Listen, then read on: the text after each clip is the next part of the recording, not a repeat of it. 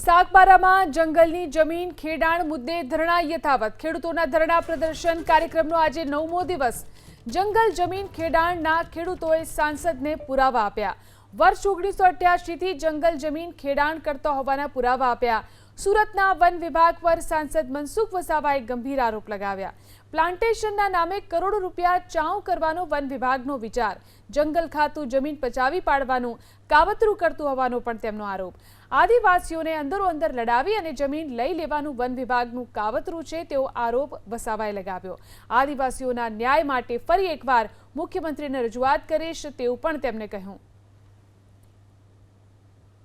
માનનીય મુખ્યમંત્રી ભૂપેન્દ્રભાઈ પટેલ સાહેબ અને હું રૂબરૂ મળે તો ભૂપેન્દ્ર પટેલ સાહેબ પર મને સંપૂર્ણ વિશ્વાસ છે કે સાગબારાના ખેડૂતોની સાથે ન્યાય કરશે. આજે 9મો દિવસ છે, મને પણ બહુ દુઃખ છે અને સામે જે ઉમરપાડા તાલુકાના લોકો પ્રતિ આંદોલન કરી રહ્યા છે તો એમને પણ મારી નમ્ર વિનંતી છે કે સાગબારાના ખેડૂતો પાસેથી 20 વર્ષનો હક છોડાવીને તમને જંગલની જમીન મળવાની નથી, એમાં જંગલ ખાતું પ્લાન્ટેશન કરવાનું છે.